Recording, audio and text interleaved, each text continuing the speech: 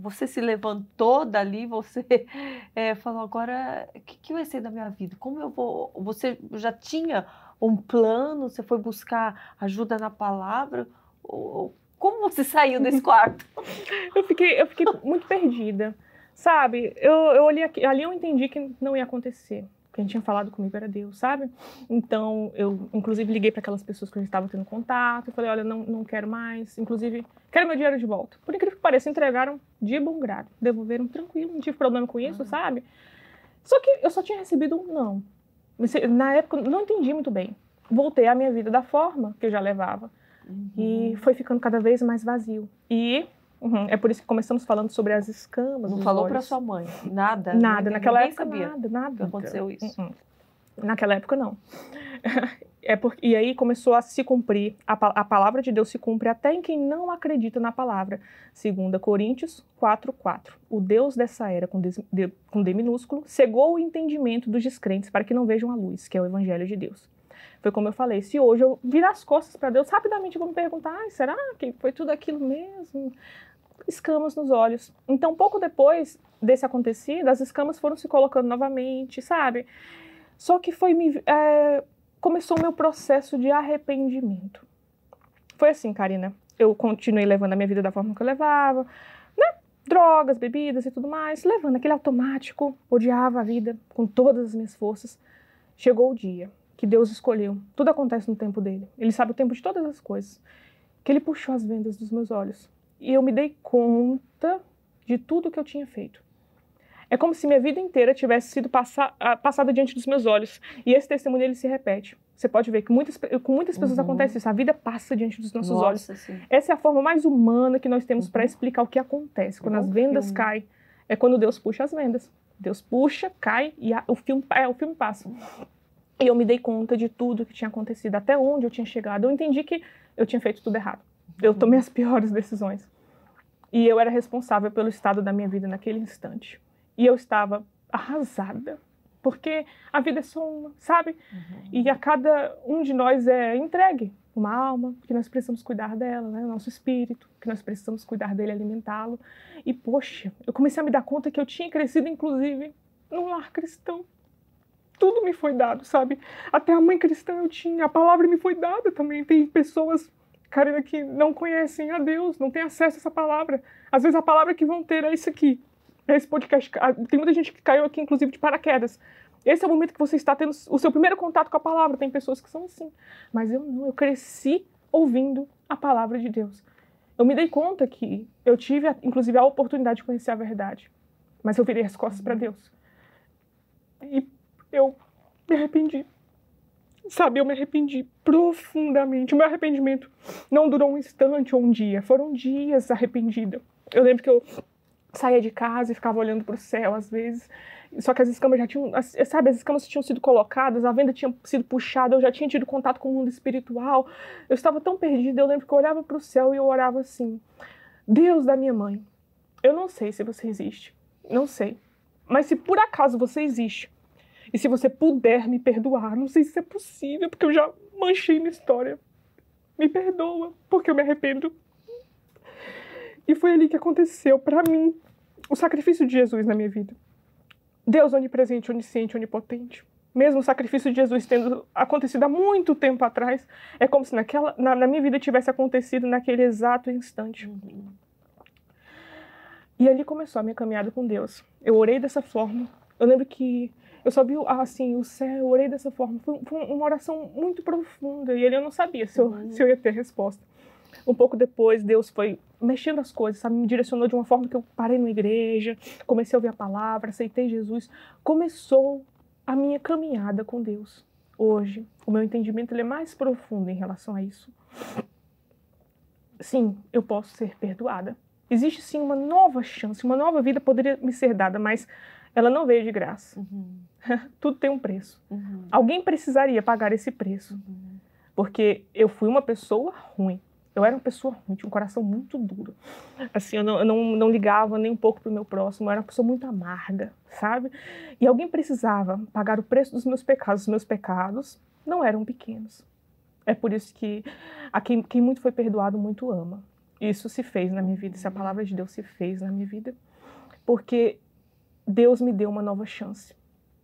E eu estava orando e falando, Senhor, quando eu orei, eu só pedi uma nova chance, eu nem sabia se existia essa possibilidade de eu ter uma nova chance, começar novamente, ou sei lá, organizar um pouco minha vida, mas o que Deus fez foi diferente.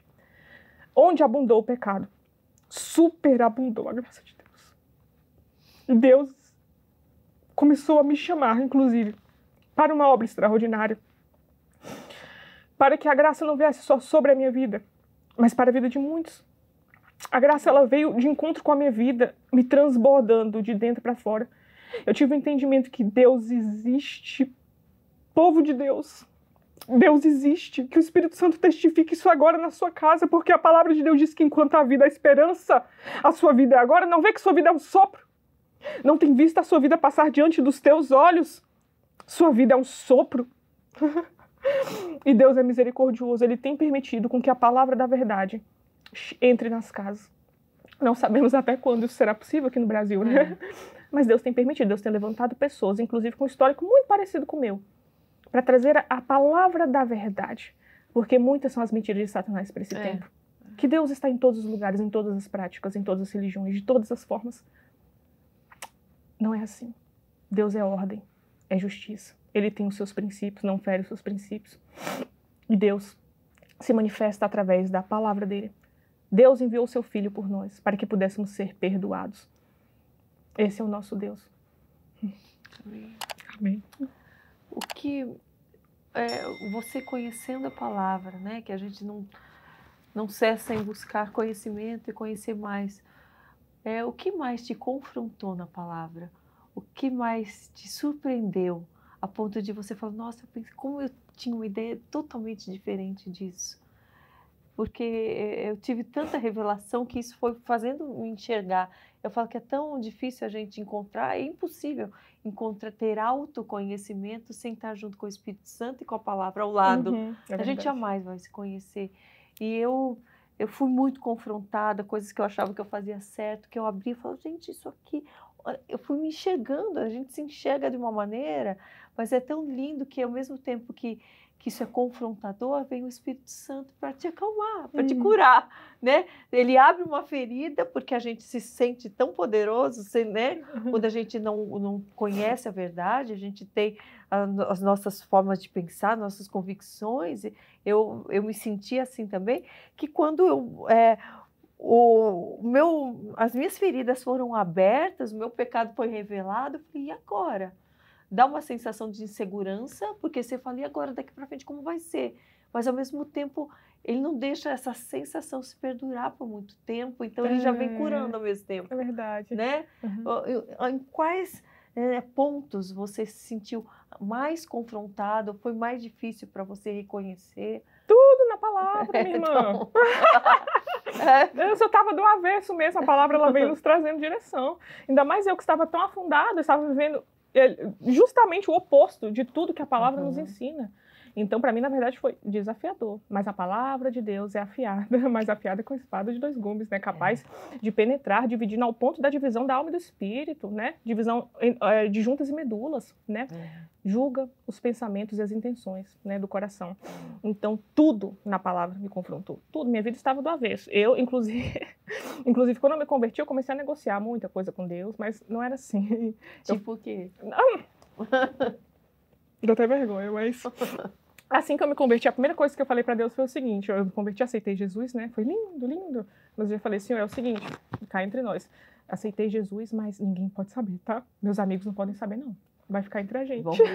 Senão vão me ridicularizar. Não, é porque eu zombava dos cristãos, foi que nem Paulo. Deus faz assim com a gente, minha irmã. Nos chama mesmo e nos faz ali. Agora, pregar o evangelho, dar as caras mesmo.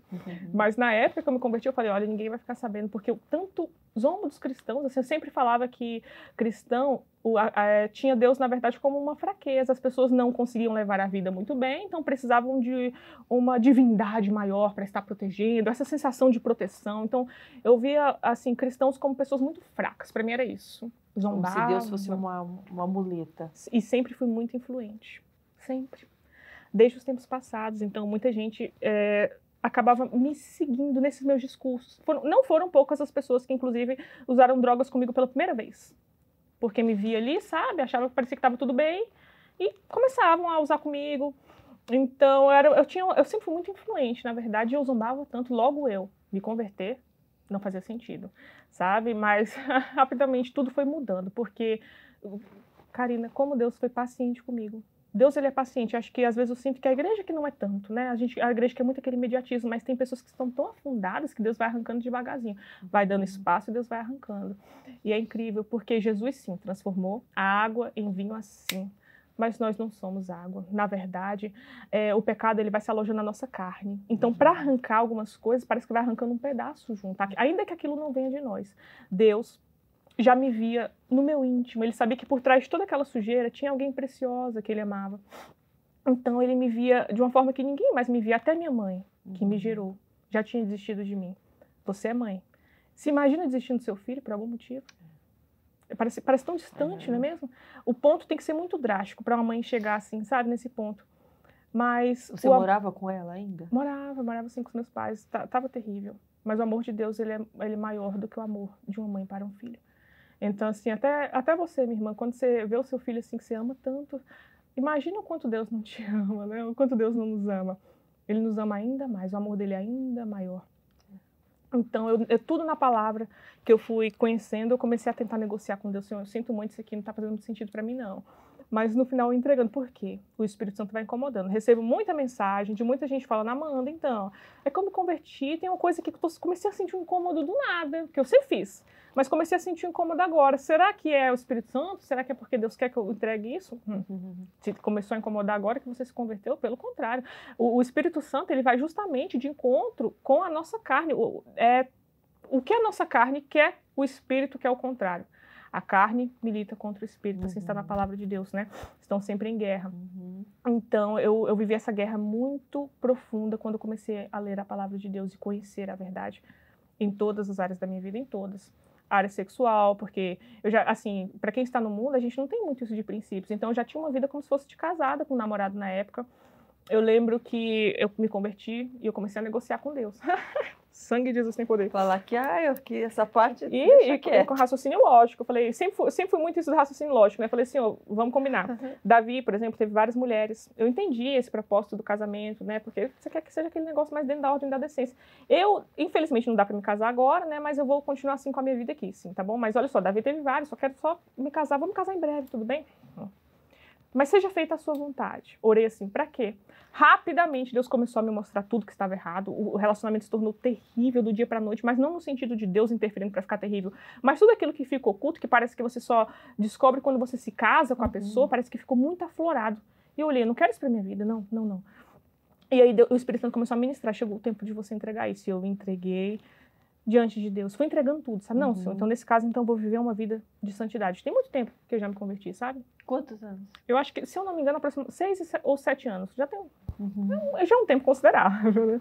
Então, desde então, eu tenho caminhado com Deus e eu fui entregando ali aos poucos. Deus foi me entregando um pouquinho, Deus foi me pedindo um pouquinho, eu fui entregando um pouquinho. Aí me pedia isso e eu entregando. Na verdade, enquanto tivermos vida, vamos entregar coisas para Deus.